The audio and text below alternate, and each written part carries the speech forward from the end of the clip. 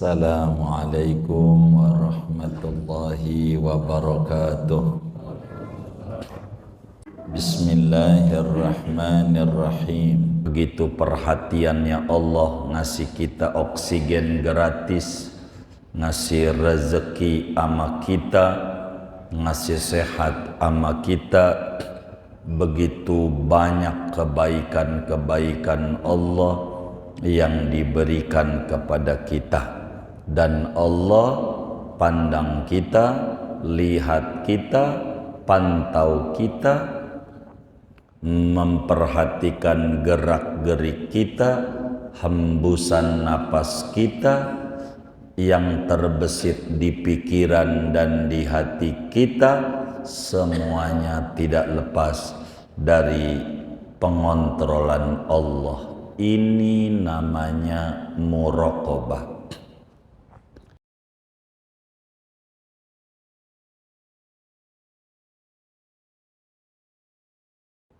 Bagaimana caranya supaya kita memiliki muraqabah?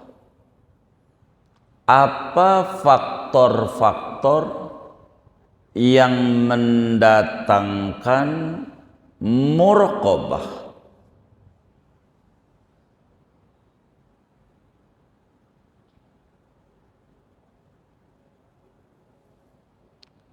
Kata Imam Haddad, ada 4 faktor yang bisa melahirkan sifat muraqabah dalam hidup dan kehidupan seorang muslim. Ada 4 faktornya. Muraqabah, saudara, apa manfaatnya muraqabah? Manfaatnya muraqabah itu orang akan semangat dan tekun ibadah kepada Allah. Orang akan menjauhi maksiat kepada Allah. Ini namanya muraqabah.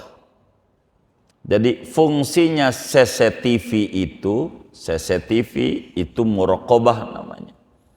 Fungsinya CCTV untuk memberi orang mawas diri, tidak ngambil barang orang lain karena ada video rekaman yang merekam gerak-gerik dia, sehingga dia tidak mau menyimpang, sehingga dia berbuat yang normal. Manusia dicipta oleh Allah Subhanahu wa ta'ala hadir di jagat raya ini, hikmahnya untuk mengabdi, beribadah kepada Allah Subhanahu wa ta'ala. Wa ma khalaqtul jinna wal insa illa liya'budun. Tidaklah Allah cipta jin dan manusia melainkan hikmahnya mereka mengabdi, beribadah kepada Allah Subhanahu wa ta'ala, baik ibadah mahdhah ataupun ibadah ghair mahdhah. Maka dia akan sadar bila tahu hikmah adanya dia di jagat raya, maka Allah tidaklah mengadakan kita dari tidak ada menuju ada di alam dunia ini, melainkan agar kita bahagia. Tidaklah Allah mewujudkan kita di jagat raya ini melainkan untuk kita bahagia, untuk kita sukses. Tidak ada Allah mewujudkan kita untuk membuat kita celaka, sengsara di dunia. Tidak. Akan tetapi biar kita bahagia, hidup di bawah undang-undang ilahi, mengikuti titah yang diatur oleh Allah, yang disampaikan oleh Rasulullah sallallahu alaihi wasallam. Karena itu, bagaimana supaya muncul muraqabah? Imam Haddad bilang ada 4 langkah yang bisa mendatangkan sifat muraqabah dalam hidup dan kehidupan seorang muslim. 4 langkah ini karena berbicara di tingkatan mana imannya seseorang, maka di semua level, di semua tingkatan, maka ada obatnya untuk bisa sembuh dari penyakit hati, malas beribadah, dan demen bermaksiat. Ada 4 cara kita bisa muraqabah. Muraqabah begitu. Ada kalanya sebetulnya muraqabah itu ada pada kita, cuman kadang besar kecilnya tergantung perjalanan rohani orang. Puasa umpamanya, ketika kita puasa jam 9 pagi, bini kita enggak lihat, anak kita enggak ada, bisa aja kita minum, bisa aja kita makan, bisa, karena enggak ada yang lihat. Tapi kita enggak kerjakan sebelum adzan maghrib. Kenapa? Itu pertanda ada muraqabah. Padahal barang itu nyata-nyata halal, nyata-nyata milik sendiri, ogah juga dimakan karena belum waktunya dilihat oleh Allah. Satu tanda positif bahwa orang itu ada muraqabahnya. Hanya yang menjadi persoalan dawamul muraqabah ini yang harus diupayakan oleh kita. Bagaimana caranya mendatangkan muraqabah? 4 faktornya. 1, bila kita malas ibadah, bila kita malas sholat, bila kita berat berbagi, bila kita cenderung pengennya main hardolin, dahar modal ulin, harmoko, dahar modal ngaroko, mainnya mancing mulu, nongkrong mulu, mainnya begitu. Maka yang pertama langkahnya, ingatkan pada diri sendiri, Allah pandang kita, Allah lihat kita, Allah dengar apa yang keluar dari mulut kita, dari omongan-omongan ghibah, omongan buruk, omongan jelek, didengar oleh Allah, direkam oleh Allah, dan nanti akan ditanya di akhirat. Jadi langkah pertama ini tinggi. Emang orang tasawuf itu selalu tidak pernah menyebutkan dari yang rendah. Beda dengan orang fikih. Kalau orang fikih pasti menyebut yang rendah. Ngomongin sholat duha umpama, orang fikih pasti ngomong minimalnya 2 rakaat, maksimalnya 12. Itu orang fikih. Orang tasawuf enggak, maksimalnya 12.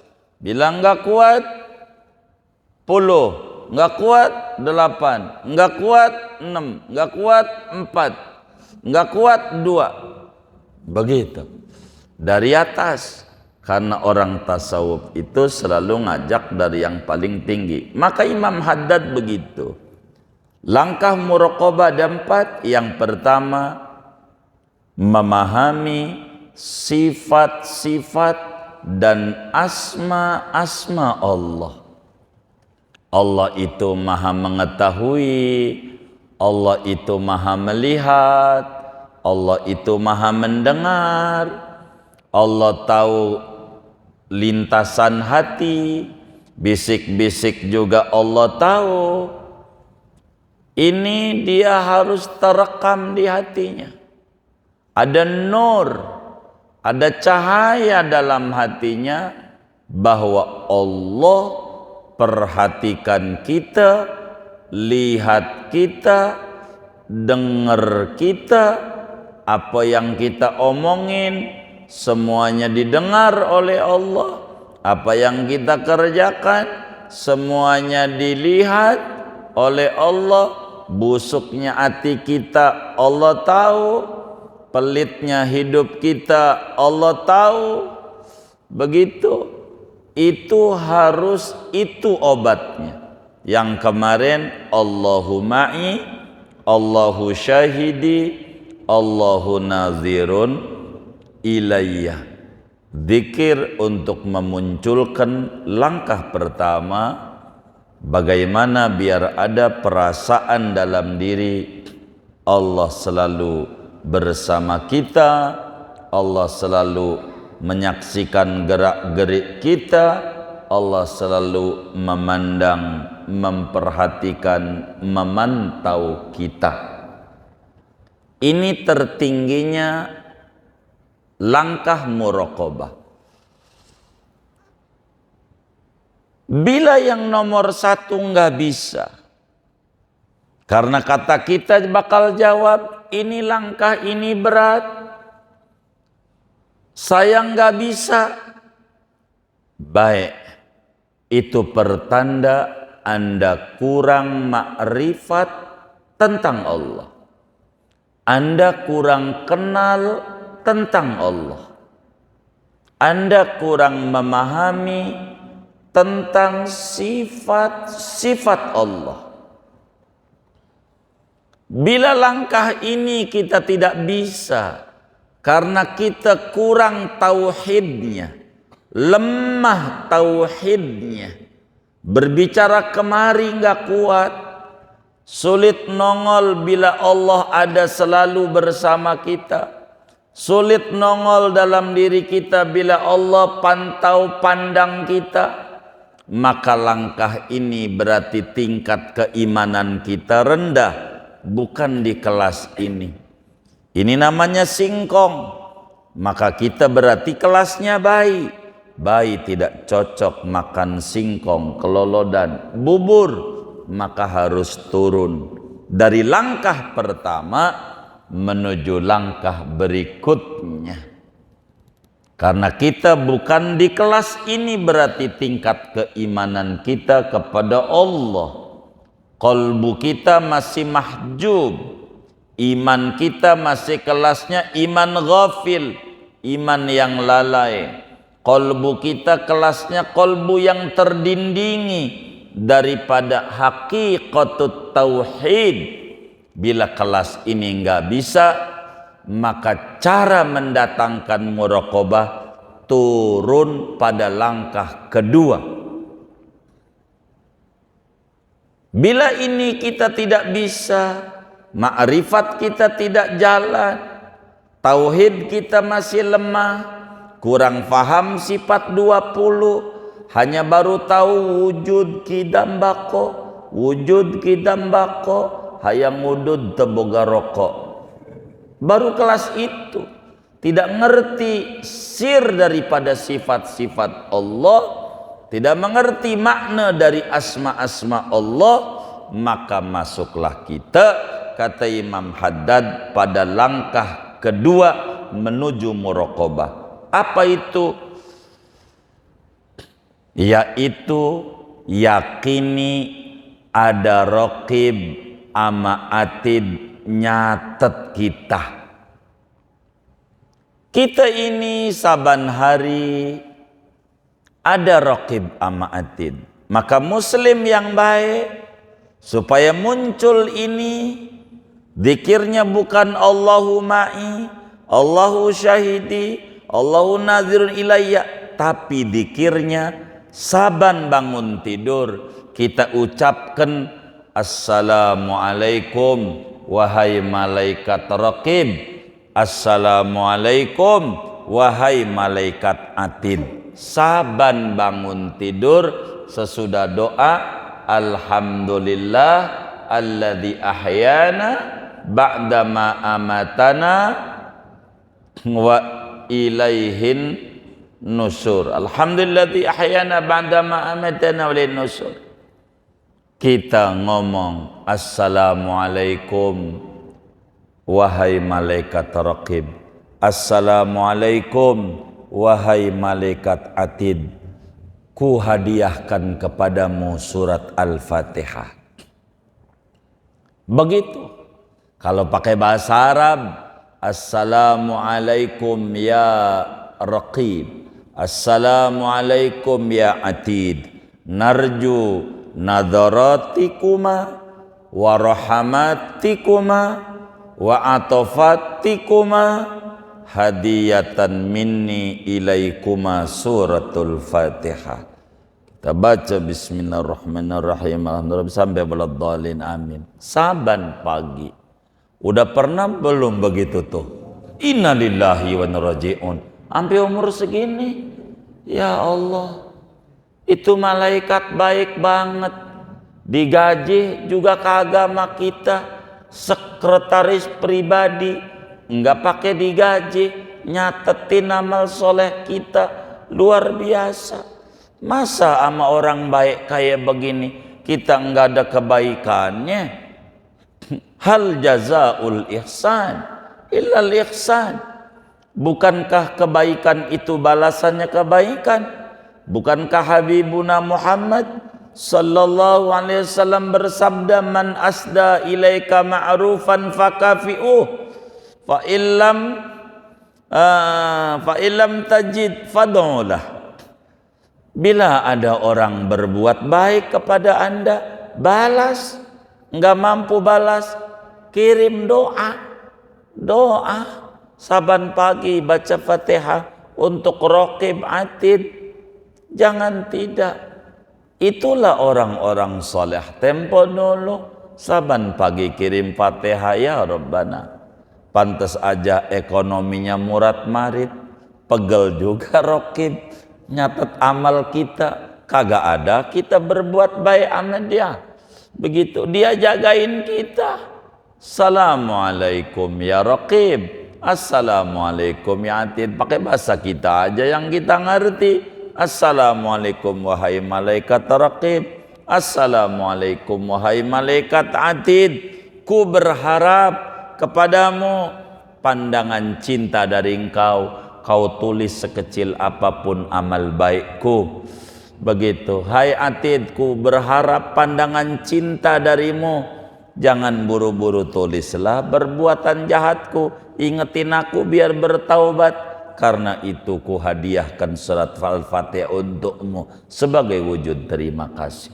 Begitu. Ini belum pernah dari dulu. Ya Allah. Pantas hidupnya masih suka galau, stres, mumet, buruk sangka, berkata buruk. Ini nggak benar kalau begini. Raqib atid baiknya kayak begitu. Sadarkan langkah kedua pada diri. Bilang sama diri, lo ini mulai bangun tidur ada namanya malaikat raqib. Semua kebaikanmu dicatat. Tidak ada yang tidak dicatat oleh raqib. Kau terus berbuat baik sebanyak-banyaknya. Penuhi catatanmu dengan yang baik-baik. Jejak digital tidak pernah bohong. Ini raqib. Ada jejak digital yang bakal dibongkar di akhirat nanti. Diviralkan oleh Allah di hadapan semua makhluk. nanti. Dan ada malaikat atid yang nyatet amal buruk. Kalau kita nyolong punya orang, ada dalam catatan kita hari anu kita pulang ngaji ngambil sendal Neckerman karena salah dengar dari gurunya, yang bagus-bagus diambil, yang buruk-buruk ditinggal, maka ditinggallah sendal swallow yang bawahnya pakai peniti, maka ngambillah Neckerman. Ini dicatat ame atid. Kita jelek-jelekin orang, dicatat ama atid. Apalagi jelek-jelekin laki sendiri, yang ngasih duit sama dia dijelek-jelekin juga, mana lakinya jelek lagi, tambah jelek aja dia. Begitu. Ini dicatat sama atid. Atid begitu, geblek lubang. Ya Allah, gimana nggak manjur doa bini nembus ke langit, tambah geblek aja tuh laki. Doain.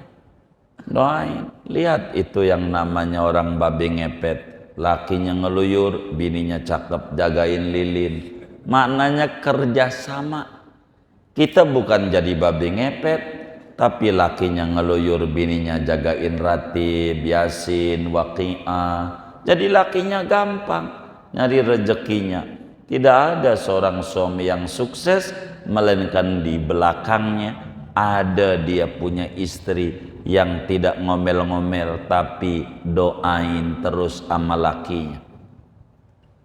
Makanya ada satu anekdot itu diceritakan, ada orang kaya raya ngadakan lomba Agustusan. Siapa yang bisa renang di kolam renang saya ini, saya bagi duit 100 juta. Kolam renangnya gede, tapi ada buayanya. Ada apa? Buayanya. Mana galak lagi tuh buaya. Ada orang jebur aja. Begitu. Ngap-ngapan dikejar buaya. Begitu. Ngap-ngapan.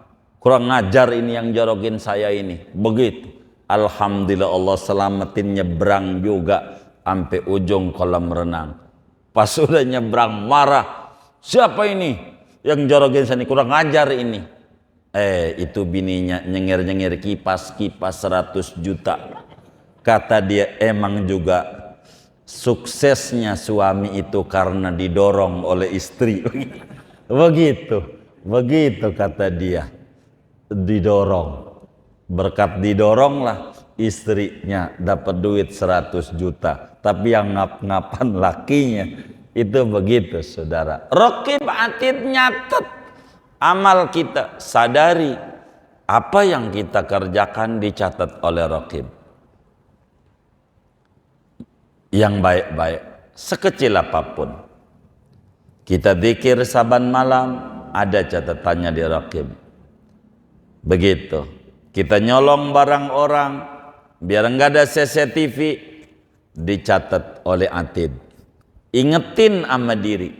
Langkah kedua, supaya kita bisa muraqabah, tidak malas beribadah, malas semangat beribadah, yakinkan sama diri. Raqib atid mencatat.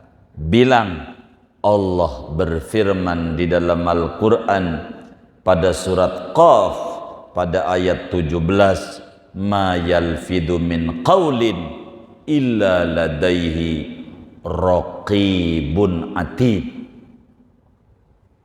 Tidaklah mengucapkan yang diucapin, melainkan raqib mencatat kalau diucapin. Jadi raqib kalau di hati nggak bisa nyatet. Ikhlas, ria, dengki, raqib nggak bisa nyatet itu. Orang nih dengki nggak bisa, dosa dia nggak bisa nyatet. Ikhlas nggak bisa nyatet. Ria, sum'ah, ujub nggak bisa nyatet. Sebab yang dicatat oleh raqib yang keluar dari anggota tubuh.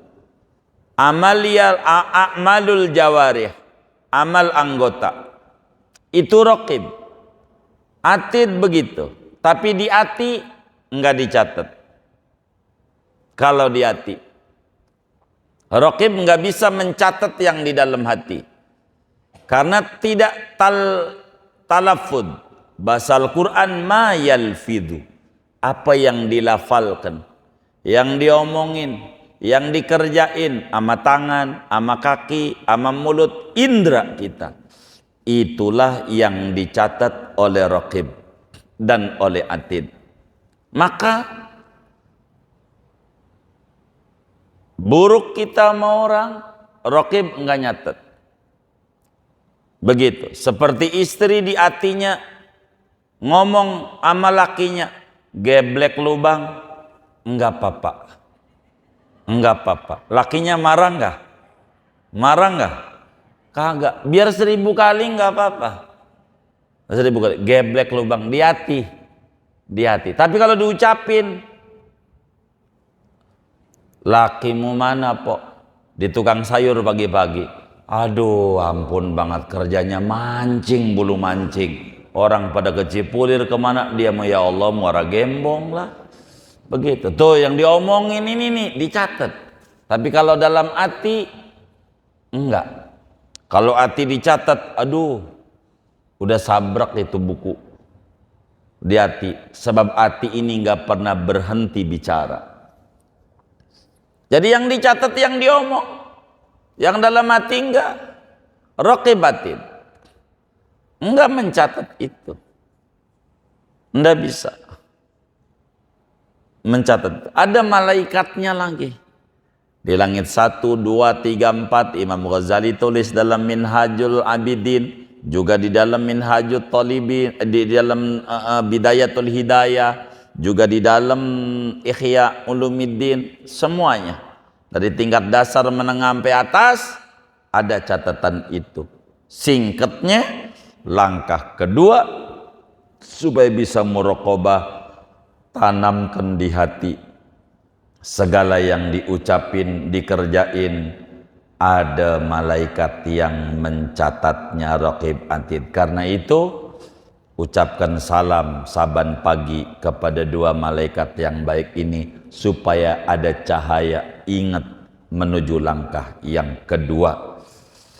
Yang ketiga, bila Raqib Atid juga sulit untuk muncul di hati kita sehingga kita semangat ibadah, berhenti bermaksiat, maka langkah ketiga, karena kita tidak paham tentang barang gaib, karena malaikat ini masuk dalam alladzina yu'minuna bil ghaibi, enggak kelihatan oleh kita, maka langkah ketiga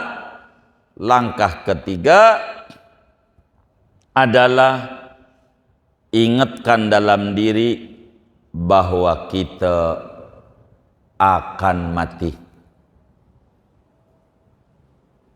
Zikrul maut, munculkan dalam diri kita di dunia kagak lama,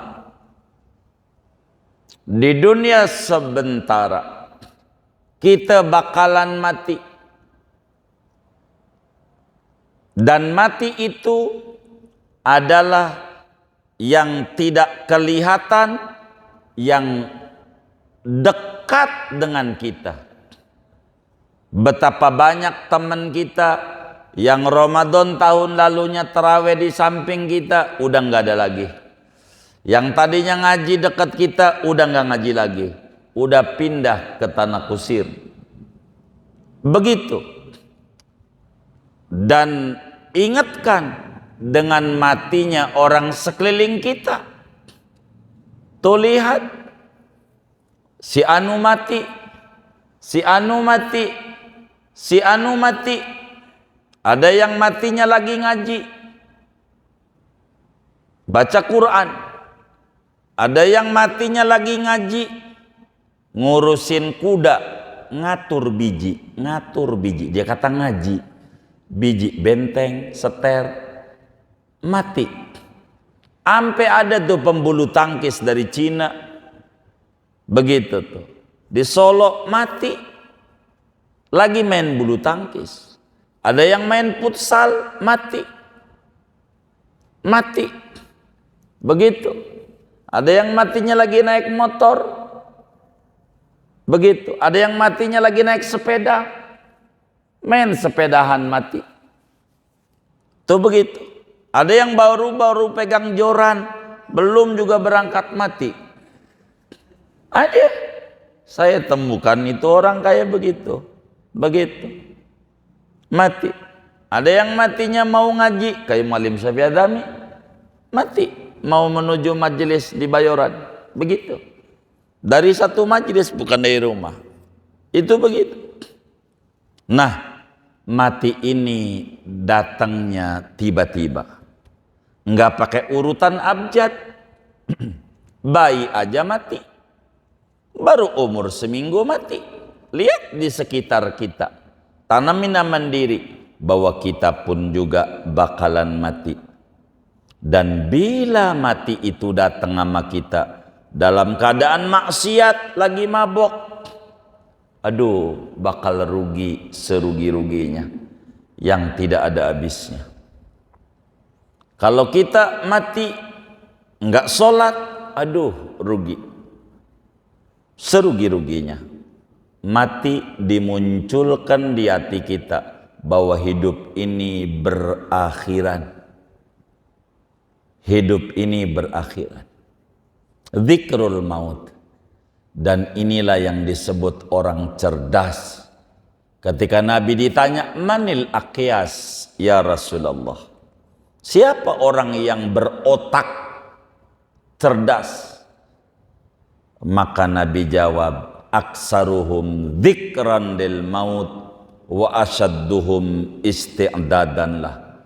Orang yang otaknya cerdas, orang yang memiliki kesadaran kalau dirinya bakalan mati dan banyak berbuat bekal untuk menghadapi mati. Maka zikir apa untuk menuju langkah ketiga? Disuruh oleh agama, jangan kurang 25 kali dalam sehari. Allahumma barik li fil maut wa fima ba'dal maut. Allahumma barik li fil maut wa fima ba'dal maut.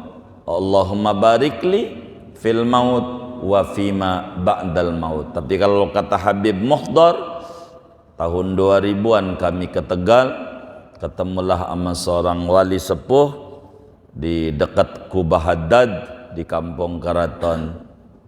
Bagaimana biar hidup ini tinggi derajatnya, Bib? Iqra sabahan wa masaan salasa marat. Allahumma barik li fil maut wa fima ba'dal maut. Wis 3 kali pagi, 3 kali sore. Jangan tinggal. Allahumma barik li fil maut wa fima ba'dal maut. Ya Allah, berkahi kami ketika kami mati dan juga pasca mati. Ini zikir untuk memunculkan cahaya menuju langkah ketiga, menuju muraqabah, yaitu sadarkan diri kita bahwa kita kerja pasti ada pensiunnya. Enggak selamanya bekerja, bahwa kita di dunia pasti ada pensiunnya, ada mati, ada mati, ada mati. Dan bila kita mati pengen dapetin husnul khotimah, maka tentu harus husnul bidayah. Husnul bidayah harus bagus saat hidupnya, baru matinya bakalan bagus. Kalau kita pengen matinya tidak su'ul khotimah, jangan kita su'ul bidayah. Maka kata Imam Ibnu Athaillah dalam hikamnya, min alamatin nujhi fin nihayat ar-ruju'u ilallahi fil bidayat. Di antara tanda kesuksesan orang di akhir kehidupannya, dia harus kembali pada Allah di awal perjuangannya di dunia. Dia harus sadar kalau dia bakalan meninggal dunia, sehingga akan muncul, tidak akan mati-matian mengejar sesuatu yang kagak ada manfaatnya kala mati. tidak akan selagu-lagunya dalam hidup mengerjakan sesuatu yang tidak punya nilai untuk hidup di akhirat nanti. Langkah ketiga, munculkan dalam hati bahwa kita bakalan mati. Malaikat maut bilang, hari ini adalah hari terakhirmu. Munculkan perasaan begitu. Sampai Nabi bilang, sholli sholata muwaddi', salatlah kamu seperti salat orang yang pamitan.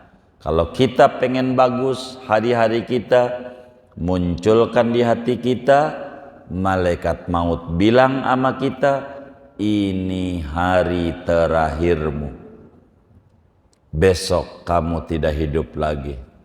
Sehingga kita punya kesemangatan mengerjakan yang baik-baik di hari itu. Ini langkah ketiga.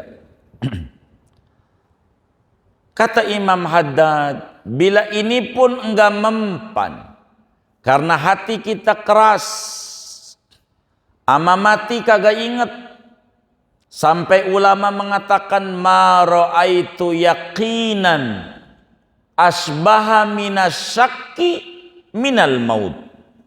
Aku tidak melihat barang pasti yang mirip kayak tidak pasti selain daripada mati. Padahal orang itu menyatakan mati pasti, tapi tidak ada persiapan ngadepin yang pasti ini, kayak tidak pasti mati itu. Sehingga kepupusan hati yang oleh Imam Ibnu Athaillah dalam hikamnya, ijtihaduka fima duminalak wa taksiruka fima tuliba mink dalilun ala intimasil basirati mink. Anda sungguh-sungguh mengejar rezeki yang dijamin oleh Allah, tapi tidak ibadah yang tidak dijamin malah sembrono, pertanda cahaya batinnya pupus adanya, hatinya mati, redup. Karena itu kita tidak ingat ama mati. Bila ini tidak muncul, maka yang keempat terakhir, tidak ada cara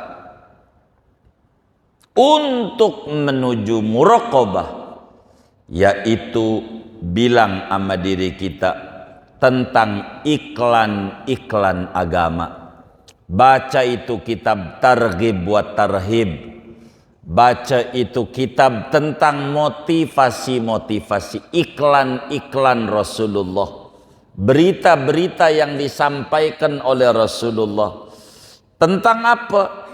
Allah janjikan ganjaran pahala besar bagi mereka yang berbuat taat, dan Allah ancam orang yang berbuat maksiat dengan siksaan yang besar,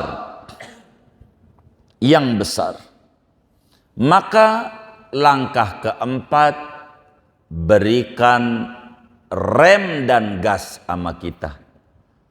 Gas, siapa yang baca solawat sekali, Allah berikan solawat 10. Siapa yang baca solawat 10, Allah berikan solawat 100. Siapa yang baca solawat 100, Allah berikan solawat 1000. Siapa yang baca solawat saban hari 1000, akan dia lihat surga sebelum matinya. Tahu kapan matinya, hari apa, akan tahu orang yang baca solawat 1000 saban harinya. Gua bakal mati hari anu, bakalan tahu. Begitu. Kalau 1000, ini namanya targhib, janji-janji agama yang diberikan kepada mereka. Ala bidzikrillah tatmainnul qulub. Zikir itu menenteramkan jiwa. Gundahnya kita bukan perlu datang ke psikolog, ke psikiater, bukan itu. Tapi gundah dan stres kita kurang ingat Allah. Karena dengan ingat Allah, hati jadi tenteram. Wa man a'rada an dzikri fa inna lahu ma'isyatan dongka. Siapa yang berpaling dari zikir kepada Allah, mengingat Allah, maka kehidupannya sempit. Ini namanya rem. supaya ngerem kita, supaya kita jangan maksiat. Maka banyak tuh beri informasi sama diri, baca tuh ancaman agama kalau berbuat begini, kalau nyolong bagaimana, kalau dia mabok bagaimana, kalau dia judi bagaimana, kalau menggibah bagaimana. Ini dibaca-baca sampai nama diri tentang tarhib, tentang peringatan. Hidup tidak lebih dari dua hal, ada reward dan ada punishment. Di mana ada hadiah, di sana ada hukuman. Itu berimbang hidup. Berikan ama diri, bila tidak mengerjakan ini, hukumannya ini. Itu kayak begitu. Ini yang paling penting. Dengan diingatkan motivasi-motivasi. Siapa orang sholat duha rezekinya banyak sehingga dia semangat sholat duha. Siapa yang baca sholawat dibereskan urusannya, semangat baca sholawat. Ini kelas terakhir, namanya kelas bayi, demennya iklan. Bila ada iklan dia mau kerjakan. Kalau udah ngomong ini amalan duit, udah pengen nonton aja, pengen nonton. Kalau udah tulisan duit, udah duit aja. Itu begitu. Ini namanya kelas bayi. Emang udah kelas mentok menuju muraqabah, masih bagus. Ada titik keimanan kepada Allah. Dan sampai nama diri. Sesudah memasuki langkah keempat, kalau udah mati, udah nggak ada alasan apa-apa. Mau pakai kalau, udah nggak ada kalau udah mati. Yang ada adalah keluhan yang ada, omelan yang ada. Dan ingat, kalau udah mati cuman dua opsinya. Kalau enggak surga neraka. Kuburnya kalau enggak raudhah min riyadil jannah, hufrah min hufarin nar. Dua doang yang dihadapi di depan. Tinggal pilih. Lu milih mana? Kalau lu milih ngerjain ketaatan, ujungnya bakalan surganya Allah. Kalau lu yang kerjain adalah kemaksiatan, ujungnya adalah nerakanya Allah. Hidupnya sengsara, kuburnya gelap, sempit, ngap. Tapi lu ketaatan, demen ngaji, demen ibadah, kuburnya luas, terang, jadi taman yang indah daripada taman-taman surga. Lu boleh pilih yang mana lu mau, maka lu silakan tanam berenuk, lu bakal buahnya berenuk. Tanam duren, lu buahnya duren. Apa yang kau tanam, itulah yang kau tuai. Silahkan kau tanam yang baik-baik, agar supaya yang muncul buah-buah kebaikan, kemanisan hidup, keberkahan umur, keberkahan usaha, keberkahan rezeki, segalanya tidak akan lebih dari apa yang telah kita lakukan dalam hidup ini. 4. Ini langkah menuju muraqabah. Dan ini 4 ini silahkan bagian mana yang kita bisa masuk. Semuanya adalah obat untuk menyembuhkan kalbu kita yang berpenyakit. Mau cara pertama, menyampaikan tentang implementasi sifat-sifat Allah. Mau cara kedua, berbicara malaikat-malaikat Allah, Raqib Atid. Cara ketiga, menyadarkan kita bahwa kita bakalan mati. Dan cara keempat, iming-iming agama. Siapa yang bersyukur balasannya ini, siapa yang sabar balasannya ini, dan seterusnya. Ini 4 langkah menuju muraqabah. Bila kita kerjakan ini, dari 4 ini kerjakan, yang mananya saja, nanti akan muncul rasa malu kepada Allah. Kalau udah muncul itu, berarti langkah pertama menuju kepada Allah sudah kita mulai. Bukan udah dekat, masih jauh. Kalau udah ada muraqabah, baru kita nafsunya di kelas mutmainnah. Bila mutmainnah, baru kelas irji'i ila rabbik, baru balik sama Allah.